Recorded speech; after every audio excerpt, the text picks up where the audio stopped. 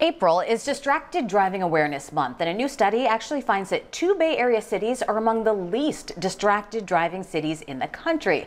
The study was put together by San Francisco-based Life360, which is a location-sharing app. Co-founder and president Alex Haro is here with me today. Alex, thanks for being here. Thanks for having me. This is very interesting findings. I was a little surprised to see where the Bay Area lands. First, let's start with some of the most distracted states, because you found that New Jersey was actually one of the worst. It was one of the worst. We saw on average, using the Life360 data, that people in New Jersey were using their phones once every 4.7 miles. And it was a really big problem. And we don't know exactly why New Jersey is worse than everyone else. Maybe it's because they've got terrible traffic. Maybe it's because we're so chill. But we do know that this is a big problem across the entire U.S. Okay, but the West Coast seemed to do a little bit better. Any idea why? You think? I mean, is it because we're so chill? It might be because we're so chill, or it could be laws that have been enacted out here. We have seen on average about 1 in every 6 miles out here on the West Coast, so it's certainly still a big problem, and distracted driving is a problem across the entire U.S. Right.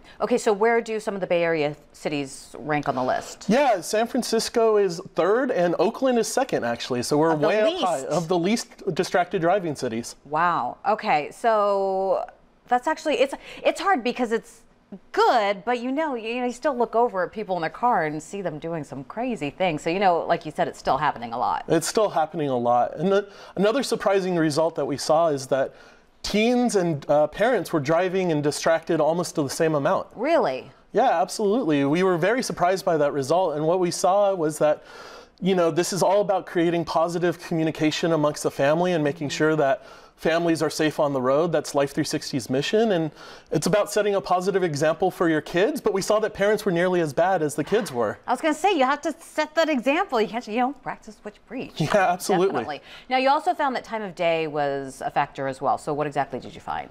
Yeah, we found that the evening rush hour was by far the worst, almost twice as likely to be distracted while driving.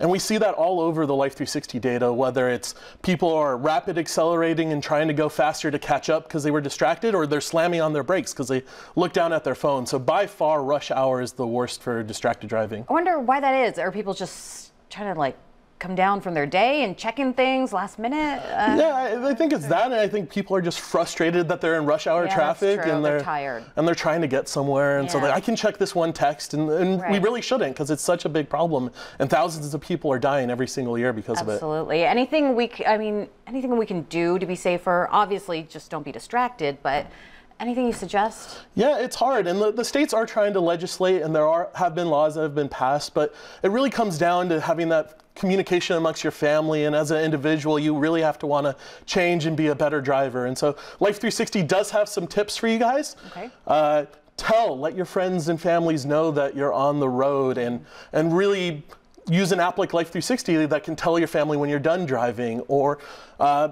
ignore your phone. Put it on Do Not Disturb mode so that those notifications aren't bugging you and you aren't worried about what I might be missing. Or pull aside if you are going to use your phone and you just can't do anything about it. And finally, the distraction for me and for a lot of people is just too much. So stash your phone away and just don't even pretend it exists. It's too tempting. You're just too tempting. I can do it real quick. Yeah. Well, Alex, thank you for coming in and giving us all this information. We appreciate it. Thanks for having me. All right. Take care.